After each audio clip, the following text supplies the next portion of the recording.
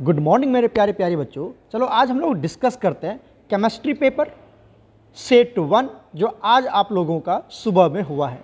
तो सभी बच्चे इस वीडियो को अच्छे से वॉच करना और जहां पर आप गलती करके आते हैं उस क्वेश्चन का आंसर आप दोबारा गलत नहीं करेंगे इस वीडियो को देखने के बाद, ठीक है। तो अच्छे से हर क्वेश्चन का आंसर, करेक्ट आंसर क्या होगा अच्छे से वॉच करना। चलो हम लोग सॉल्व करते हैं सेक्शन ए।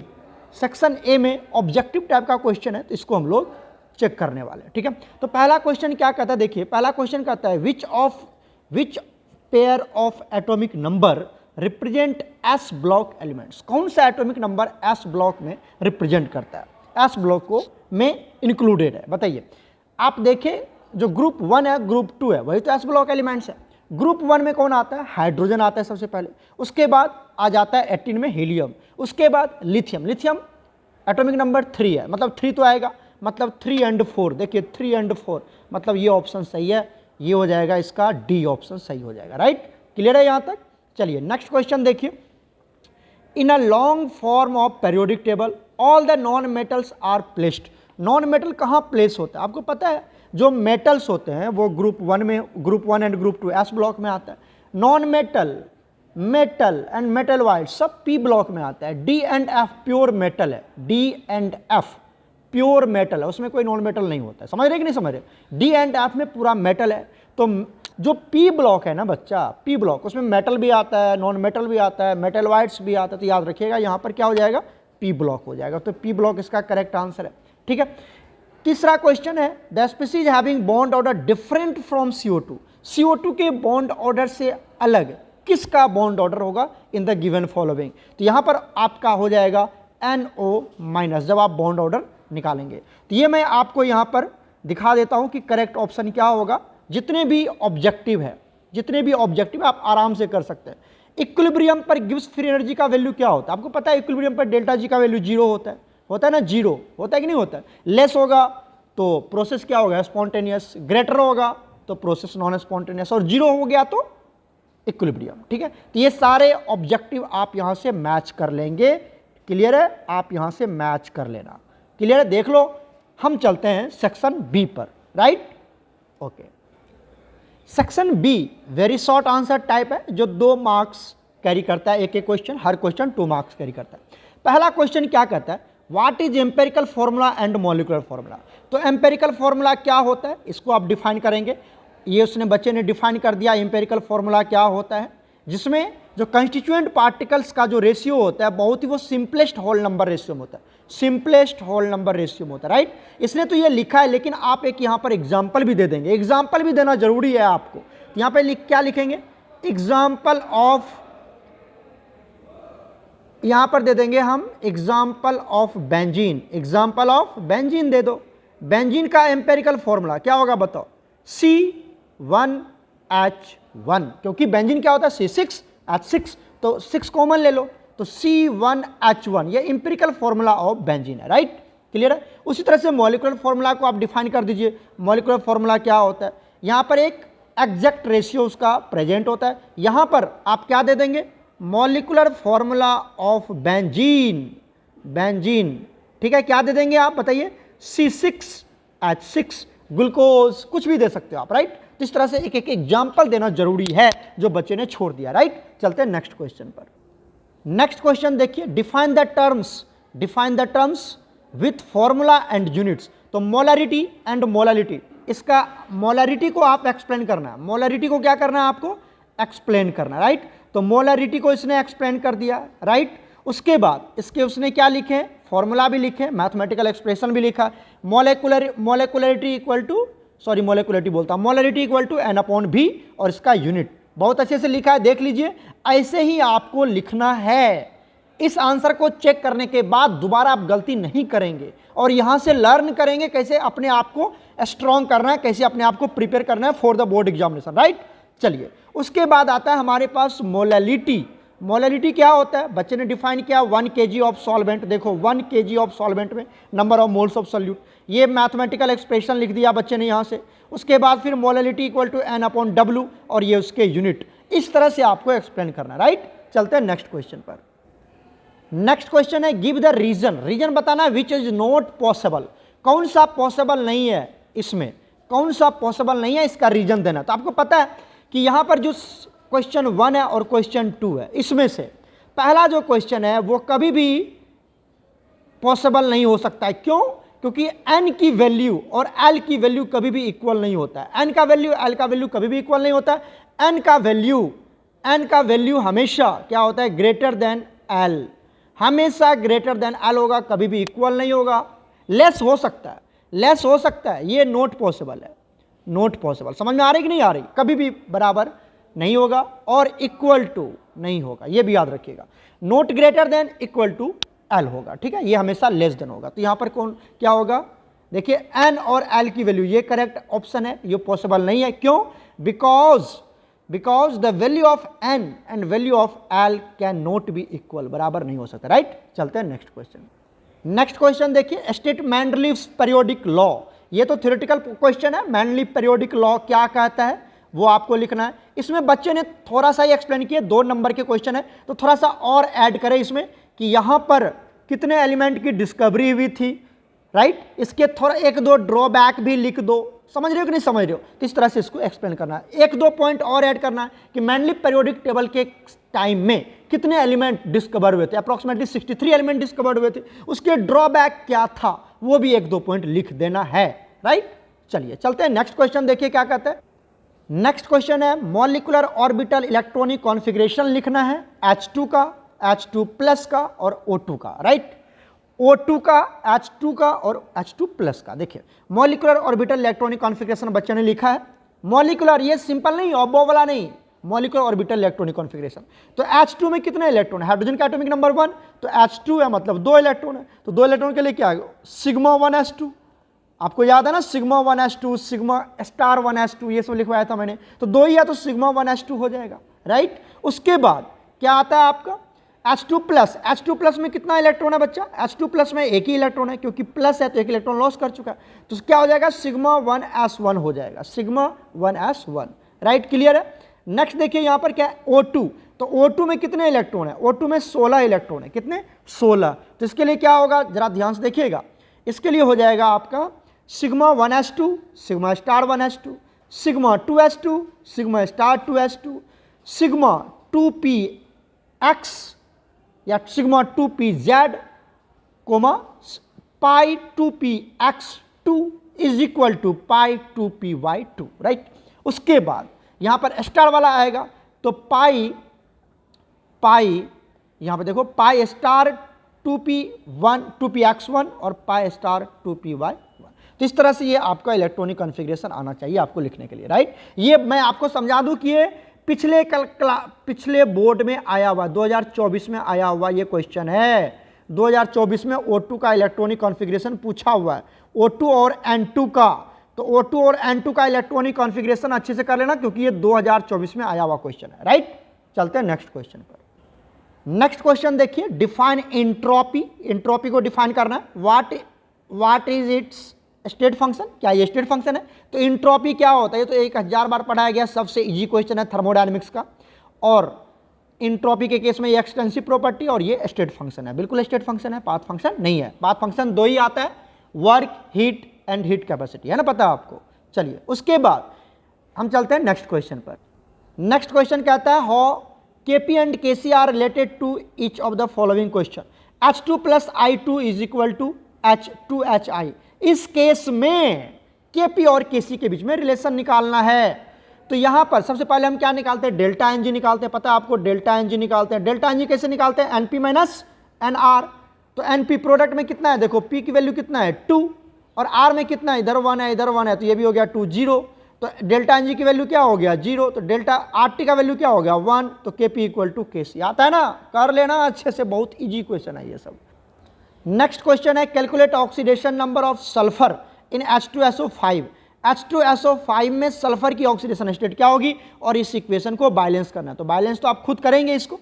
सबसे पहले ऑक्सीडेशन स्टेट ऑफ सल्फर निकाल लिया इस बच्चे ने, H2SO4 लिख दिया है, सॉरी H2SO5 होगा यहाँ पर, ठीक है, बच्चे ने थोड़ा सा H2SO4 लिख दिया, तो यहाँ पर कितना होगा 6 होगा, ये सही है, 6 ही होगा, हाईएस्ट सल्फर की +6 ही होता है, ठीक है। उसके बाद इसको बैलेंसिंग करना है आपको, किस मेथड से करना है ये भी चेक करना है, आयन इलेक्ट्रॉन मेथड से बैलेंस करना। तो ये आयन इलेक्ट्रॉन मेथड से आपको हर टीचर ने पढ़ाया कैसे बैलेंस करना है, ये आप खुद बैलेंस करेंगे क्योंकि बैलेंसिंग में करेंगे तो ज़्यादा टाइम लग जाएगा, ठीक है। नेक्स्ट क्वेश्चन देखिए, नेक्स्ट क्वेश्चन कहता है रेजोनेंस क्या होता है और रेजोनेंस के कंडीशन क्या है। तो रेजोनेंस क्या होता है बच्चे ने डिफाइन किया है, जहाँ पर कॉन्जुगेशन होनी चाहिए और लोन पेयर या पाई इलेक्ट्रॉन क्या होनी चाहिए, वहाँ पर उसका मतलब क्या होना चाहिए, वो ये कॉन्जुगेशन में होनी चाहिए, ठीक है।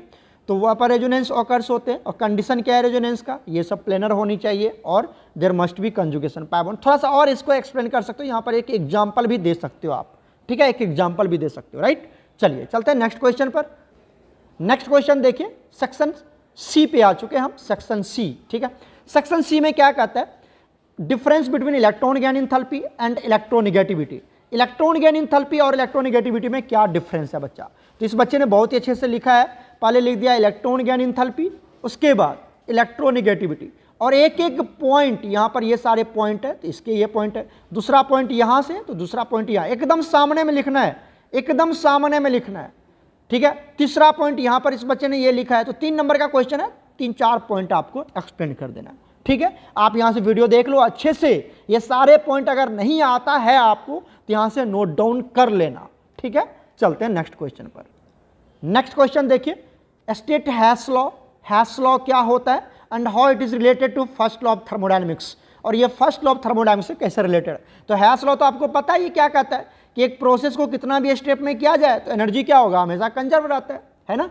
तो जो इंथैल्पी है उसका हमेशा वैल्यू क्या रहेगा, सेम रहेगा, यही कहता है। और ये स्टेट फंक्शन होता है, तो एक प्रोसेस को ए और बी फर्स्ट स्टेप में करवा दिया और इसी प्रोसेस को उतना 3-4 स्टेप में करवाया, तो डेल्टा H1 जो है सबका सम के बराबर होगा।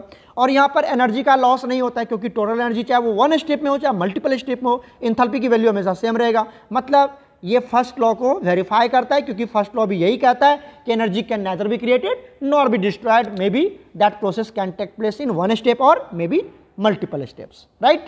चलते हैं नेक्स्ट क्वेश्चन।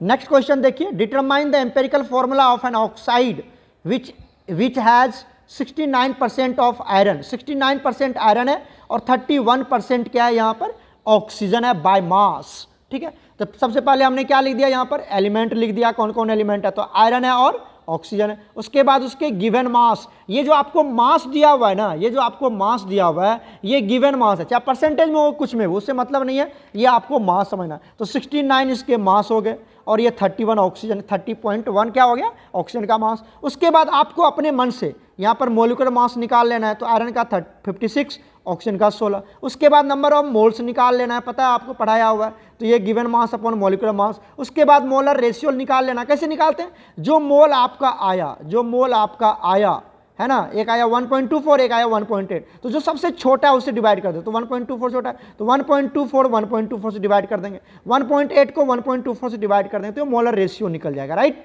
जब मोलर रेशियो आ गया, देखिए एक आ गया 1 आ गया 1 और एक आ गया 1.5, तो क्या करना है इसको 2 से, क्योंकि रेशियो जो होना चाहिए वो होल नंबर में होना चाहिए, तो हमने 2 से सबसे स्मॉलेस्ट नंबर से मल्टीप्लाई कर दिया ताकि वो होल नंबर में कन्वर्ट हो जाए, तो ये आ जाएगा 2 और 3 और ये हो जाएगा Fe2O3, राइट। बनाना इसको अच्छे से, ये एनसीईआरटी का क्वेश्चन है, राइट, होना चाहिए आपसे। चलते हैं नेक्स्ट क्वेश्चन पर। नेक्स्ट क्वेश्चन देखिए, find the energy of the photon, ये प्लैंक्स क्वांटम थ्योरी का है। पहला क्वेश्चन है, आपको फ्रीक्वेंसी दिया हुआ है, तो आपको पता है कि energy equal to H nu होता है प्लैंक्स क्वांटम थ्योरी में, तो एच का वैल्यू 6.6 × 10⁻34 जूल इंटू सेकेंड, और फ्रीक्वेंसी आपको दिया हुआ है 3 × 10⁵ हर्ट्ज, है ना। तो ये वैल्यू यहाँ पर पुट कर देना, आपको आराम से आंसर आ जाएगा, राइट। उसके बाद आपको वेवलेंथ 0.5 एंगस्ट्रम, तो यहाँ पर energy equal to H nu तो होता है, अब वेवलेंथ के टर्म में लेना है, तो एच न्यू जो होता है, न्यू जो होता है, न्यू इक्वल टू होता है C/λ, तो आपको लैम्डा का वैल्यू दे रखा है, तो यहाँ पर लैम्डा का वैल्यू, वेवलेंथ मतलब लैम्डा दे रखा है, तो वेवलेंथ का वैल्यू पुट कर देना। C क्या है, स्पीड ऑफ लाइट 3 × 10⁸ मीटर/सेकेंड, ये दे रखा है, वैल्यू पुट कर देना, आंसर निकल जाएगा, राइट। चलते हैं नेक्स्ट क्वेश्चन पर। नेक्स्ट क्वेश्चन देखिए, आपको शेप बताना है कोवेलेंट बॉन्डेड मॉलिक्यूल्स का according to VSPR theory. VSPR theory पढ़ाया हुआ है। H2 का शेप कैसा होता है, सॉरी H2O का शेप कैसा होता है, बेंड शेप होता है। H2O ऐसे बनाना है आपको, बेंड से VSPR, या इसको एंगुलर शेप भी बोलते हैं या V शेप भी बोलते हैं या बेंड शेप बोलते हैं। हाइब्रिडेशन क्या होता है, sp2 हाइब्रिडेशन होता है, राइट, क्लियर है, सॉरी sp3 हाइब्रिडेशन होता है इसका, निकाल सकते हो number of sigma bond plus lone pair, एब्रेशन दे देता आपको। SF6 इसकी एब्रेशन sp3d2 होगा, ऑक्टाहेड्रल होगा तो इस तरह से बना देना आपको ऑक्टाहेड्रल, राइट। BF2 तो लीनियर ही होगा आपको, ठीक है, ये लीनियर होगा, sp एब्रेशन होगा लीनियर, ठीक है। उसी तरह CH4 टेट्राहेड्रल होगा और एब्रेशन sp3 होगा, टेट्राहेड्रल ऐसे बनाते हैं हम लोग, बना लेंगे आप, राइट, BSPR थ्योरी के अकॉर्डिंग। चलते हैं नेक्स्ट क्वेश्चन। नेक्स्ट क्वेश्चन है define Lewis concept of acid base. Acid base concept of Lewis क्या होता है और टाइप्स ऑफ लेविस एसिड भी देना है। तो एसिड क्या होता है, जो लोन पेयर को एक्सेप्ट करता है ना, ये सब एग्जांपल है। कुछ कैटायन भी होते हैं जो लेविस एसिड, क्योंकि वो इलेक्ट्रॉन लोन पेयर इलेक्ट्रॉन को एक्सेप्ट कर सकता है। बेस क्या होता है, जो लोन पेयर को डोनेट करता है, जिसके पास लोन पेयर अवेलेबल होगा, है ना। अमाइन, ये देखो कितने अच्छे से बच्चे ने एग्जाम्पल दिया हुआ है। और जहां पर कि किसी के पास नेगेटिव चार्ज है तो वो भी लोन पेयर डोनेट कर सकता है। टाइप्स ऑफ लेविस एसिड भी आपको लिखना है। तो ये 3 टाइप्स के जनरली होते हैं। पहला होता है मॉलिक्यूल विथ इनकम्प्लीट ऑक्टेट, अगर ऑक्टेट इनकम्प्लीट है तो लोन पेयर एक्सेप्ट करेगा। मेटल विथ डबल बॉन्ड, जिसके पास डबल बॉन्ड है वो भी लोन पेयर एक्सेप्ट कर सकता है। मॉलिक्यूल विथ डबल बॉन्ड और metal ion with double bond, या इनकम्प्लीट डी ऑर्बिटल भी आप लिख सकते हो, राइट। जिसके पास डी ऑर्बिटल इनकम्प्लीट होता है वो लोन पेयर एक्सेप्ट कर सकता है, राइट। ये सब इसके टाइप्स है, राइट। चलते हैं नेक्स्ट क्वेश्चन। नेक्स्ट क्वेश्चन देखिए, ऑक्सीडेशन और reduction on the basis of electron gain transfer, electron transfer concept के बेसिस पर। तो ऑक्सीडेशन क्या होता है, जहां पर लॉस ऑफ इलेक्ट्रॉन होता है ना, ये सारे इसके एग्जांपल है, राइट। पढ़ाया हुआ है मैंने, सारे टीचर ने आपको पढ़ा रखा है। रिडक्शन क्या होता है, जहां पर गेन ऑफ इलेक्ट्रॉन होता है, ये सारे इसके एग्जांपल है। कर लोगे अच्छे से। चलिए चलते हैं नेक्स्ट क्वेश्चन। नेक्स्ट क्वेश्चन देखिए, what are conformers draw sawhorse projection of butane, sawhorse projection of butane. तो कन्फर्मर्स क्या होता है, आपको पढ़ाया गया है। डिफरेंट स्पेशल अरेंजमेंट होता है अल्केन का अराउंड द सिग्मा बॉन्ड और सीसी बॉन्ड के अराउंड होता है, और जितने भी स्पेशल अरेंजमेंट मिलता है उसे कन्फर्मर्स बोलते हैं। आपको सोहोर्स प्रोजेक्शन बनाना है, तो दिस इज सोहोर्स प्रोजेक्शन। आपको यहाँ पे न्यूमन प्रोजेक्शन भी पढ़ाया गया होगा और सोहोर्स प्रोजेक्शन, तो यहाँ पे सिर्फ सोहोर्स पूछ रहा है तो आपको सोहोर्स ही बना के आ जाना है, राइट। चलते हैं नेक्स्ट क्वेश्चन। नेक्स्ट क्वेश्चन है, what is anti Markovnikov's rule, addition of HBr in the case of propene के केस में आपको एक्सप्लेन करना है। एंटी मार्कोनिकॉव्स रूल क्या होता है, आपको पता है, इसको पेरोक्साइड इफेक्ट या खराच इफेक्ट भी बोलते हैं। और यहां पर ये कब अप्लाई होता है, जब HBr और पेरोक्साइड हो तभी अप्लाई होता है। ये HBr तो होगी, साथ में ये पेरोक्साइड होगा, तभी यहां पर अप्लीकेबल होगा। या आप H2O2 याद कर लीजिए, केस निकल जाएगा आपका। और यहां पर क्या होता है एंटी मार्कोनिकॉव्स की, हाइड्रोजन वहां जाएगा जहां हाइड्रोजन कम है। ऐसे मार्कोनिकॉव्स क्या कहता है कि हाइड्रोजन वहां जाएगा जहां हाइड्रोजन ज्यादा है, और एंटी मार्कोनिकॉव्स कहता है कि हाइड्रोजन वहां जाएगा जहां हाइड्रोजन कम है, तो यहां पर आ जाएगा हाइड्रोजन, राइट। और Br यहां पर आ जाएगा, राइट। कर लोगे। चलिए चलते हैं हम लोग लॉन्ग आंसर टाइप क्वेश्चन। देखिए लॉन्ग आंसर टाइप 5 मार्क्स का क्वेश्चन है, तो पूरा डिटेल देना आपको। State and explain Pauli's exclusion principle, उसके बाद Hund's rule of maximum spin multiplicity. तो पॉलीज एक्सक्लूजन प्रिंसिपल क्या कहता है, पॉलीज एक्सक्लूजन प्रिंसिपल ये कहता है कि अगर कहीं पर भी कोई इलेक्ट्रॉन है, कोई भी 2 इलेक्ट्रॉन की सभी क्वांटम नंबर, चारों क्वांटम नंबर की वैल्यू सेम नहीं होगा, कोई ना कोई क्वांटम नंबर जरूर अलग होगा, कम से कम स्पिन तो अलग हो ही जाएगा। अगर नंबर ऑफ सेल अलग अलग है, जैसे कोई 1s1 है, कोई 2s1 है, तो यहाँ पर तो नंबर ऑफ क्वांटम नंबर क्या बोलते हैं, प्रिंसिपल क्वांटम नंबर ही अलग हो गया। n का वैल्यू 1 है, कहीं पर n का वैल्यू 2 है। अगर कुछ भी सेम नहीं है तो लास्ट में स्पिन क्वांटम नंबर अलग हो जाता है। तो यहाँ पर ये सब थ्योरी है, आप पढ़ना अच्छे से, ये क्वेश्चन बहुत इंपॉर्टेंट है।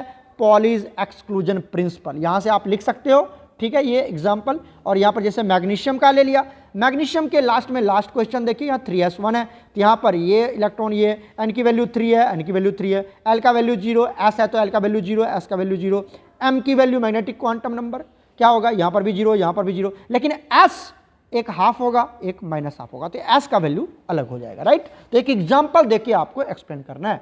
उसके बाद आता है Hund's rule of maximum spin multiplicity. Hund's rule कहता है कि आपको इलेक्ट्रॉन को सिंगली फिल्ड करना है। इलेक्ट्रॉन को क्या करना है, it tells about the filling up the degenerate D orbitals, कि इलेक्ट्रॉन की जो फिलिंग होगी वो पहले क्या होगा, सिंगल फील्ड होगा, उसके बाद पेयरिंग अप होगा, ठीक है। तो ये बच्चे ने ऑक्सीजन का एग्जाम्पल देके समझाया कि आप जो इलेक्ट्रॉन की फिलिंग अप करेंगे तो पहले इस तरह से सही है, ये वाला गलत है, ये वाला गलत है, सॉरी ऊपर वाला भी सही है, ये वाला भी सही है, ये वाला गलत है, ये वाला गलत है, इस तरह से आप क्या करेंगे, उसका पेयरिंग अप करेंगे, ठीक है। चलिए चलते हैं नेक्स्ट क्वेश्चन देखिए क्या कहता है, what is meant by dual nature of particles dual nature क्या होता है, and explain the dual nature of light radiation. ठीक है, इसको एक्सप्लेन करना है। तो इसको हम कैसे एक्सप्लेन करेंगे, ये हम एक्सप्लेन करेंगे डी ब्रॉगली हाइपोथेसिस से। डुअल नेचर वही तो एक्सप्लेन करता है, डी ब्रॉगली हाइपोथेसिस। कोई भी मूविंग पार्टिकल्स के पास दो तरह के नेचर होते हैं, वेव नेचर और पार्टिकल नेचर। वेव नेचर की वजह से क्या होगा, उसमें लेमडा होगी, वेवलेंथ होगी, और पार्टिकल नेचर की वजह से मोमेंटम होगा। तो lambda equal to H upon M B और एच अपॉन पी, इस तरह से लिख सकते हैं। और ये बच्चे ने इसका प्रूफ भी किया होगा, देखो ये बच्चे ने इसको प्रूफ भी किया। तो ये पूरा डिटेल आपको आना चाहिए। राइट, क्लियर है। चलते हैं नेक्स्ट क्वेश्चन पर। नेक्स्ट क्वेश्चन देखिए, state and explain Le Chatelier's principle. ये तो 1000 बार पूछा जा चुका है आपको। ली चैटलिस प्रिंसिपल क्या होता है, which of the factors affect the equilibrium state, कौन कौन सा फैक्टर अफेक्ट करता है। ली चैटलिस प्रिंसिपल क्या होता है, ये सब आपको 1000 बार पढ़ाया गया है। आप अपना नोट्स ओपन करके इसको बार बार कवर करें, कौन कौन सा फैक्टर अफेक्ट करता है और ये फैक्टर कैसे अफेक्ट करता है, पूरे एग्जाम्पल के साथ आपको लिखना है बच्चा। वीडियो पॉज करके यहाँ से भी आप नोट्स बना सकते हो। बच्चे ने बहुत ही ज़बरदस्त तरीके से एक्सप्लेन करें। उसके बाद आपको ये टेम्परेचर के बेसिस पर ले लिया, केस 1 केस 2। देखो अगर ये एक्सोथर्मिक है, इंडोथर्मिक है, यहाँ पर ये एग्जाम्पल, यहाँ पर ये एग्जाम्पल। आप वीडियो पॉज करके अच्छे से लिखना। इफेक्ट ऑफ प्रेशर के केस में कैसे बच्चे लिखा, पूरा डिटेल करें। 5 नंबर में से आधा नंबर भी कट नहीं हो सकता यहाँ से। राइट, ये सब आपको एक्सप्लेन करना है बच्चा। ठीक है, चलते हैं नेक्स्ट क्वेश्चन। नेक्स्ट क्वेश्चन देखिए, एक्सप्लेन द टर्म, इसी का और है, सॉल्युबिलिटी प्रोडक्ट और कॉमन आयन इफेक्ट। तो सॉल्युबिलिटी प्रोडक्ट क्या होता है, सॉल्युबिलिटी प्रोडक्ट क्या होता है, ये आपको पढ़ाया गया है कि कोई भी सॉल्ट को जब आप किसी में ऐड करते हैं वो कितना सोलेबल होता है, और इसको हम डिनोट करते हैं KSP से। किसे नोट करते हैं, KSP, सॉल्युबिलिटी प्रोडक्ट को। ठीक है, और KSP का यहाँ पर बच्चे ने इक्वेशन भी एक्सप्रेस किया हुआ है, जनरल एक्सप्रेशन क्या होता है, KSP equal to x to the power x, y to the power y into s to the power x plus y। ये बच्चे ने एक्सप्लेन किया। आपको अगर ये डेरिवेशन आता है तो ठीक है, कम से कम ये फॉर्मूला तो आपको आना ही आना चाहिए। राइट, इस तरह से सॉल्युबिलिटी प्रोडक्ट। उसके बाद common ion effect. Common ion effect क्या होता है बच्चा, जब आप किसी भी स्ट्रॉन्ग इलेक्ट्रोलाइट्स में वीक इलेक्ट्रोलाइट्स को ऐड करते हैं तो degree of dissociation that is alpha depressed हो जाता है, मतलब कम हो जाता है, अल्फा की वैल्यू डिक्रीज कर जाता है। और जो वीक इलेक्ट्रोलाइट्स होता है उसका कॉमन आयन यहाँ पर उसकी डिग्री ऑफ डिसोसिएशन को हम लोग क्या करते हैं, नेग्लेक्ट कर देते हैं। यहाँ पर एग्जांपल लिया, ये स्ट्रॉन्ग है, स्ट्रॉन्ग इलेक्ट्रोलाइट्स, ये वीक है, तो कॉमन आयन क्या है यहाँ पर H प्लस है ना, और यहाँ पर भी H प्लस। तो H प्लस ऑफ CH3OH, इस CH3COOH, इसका H प्लस को नेग्लेक्ट कर देंगे हम। तो यहाँ पर देखो बच्चे ने कितना अच्छे से एक्सप्लेन किया है ये सब। तो KSP इक्वल टू ये हो जाएगा, और ये जो H प्लस लेंगे किसका लेंगे, ये H प्लस ये लेंगे हम लोग HCl से। किसका लेंगे, HCl से। देखो लिखा हुआ है H plus will be of HCl। Right, तो इस तरह से पूरा आपको एक्सप्लेन करना है। चलिए चलते हैं नेक्स्ट क्वेश्चन। नेक्स्ट क्वेश्चन है, what are reaction intermediate, discuss the structure and relative stability of carbocation, carbanion and free radicals. तो यही तो हमारा इंटरमीडिएट होता है, रिएक्शन इंटरमीडिएट। रिएक्शन इंटरमीडिएट क्या होता है, जो रिएक्शन के बीच में बनता है ड्यूरिंग द रिएक्शन, उसको, और वो अनस्टेबल होता है, बनता है और फाइनल वो प्रोडक्ट में कन्वर्ट हो जाता है। तो ये रिएक्शन इंटरमीडिएट है। वीडियो पॉज करके अच्छे से लिख लेना क्या होता है रिएक्शन इंटरमीडिएट। और रिएक्शन इंटरमीडिएट का एग्जांपल क्या होगा, कार्बोकेटाइन, जिसको C+ से डिनोट करते हैं। कार्बोकेटाइन क्या होता है, कार्बन के ऊपर पॉजिटिव चार्ज, ठीक है, और वो ट्रिपल बॉन्ड बनाता है उस केस में। और यहाँ पर स्टेबिलिटी की बात करते हैं तो टर्सरी, मतलब 3 degree carbocation is more stable than the 2 degree than the 1 degree than the methyl. ठीक है, ये उसके बाद कार्बो एनायन क्या होता है, C-, ये उसकी डेफिनेशन है, C के ऊपर नेगेटिव चार्ज आ जाएगा यहाँ पर।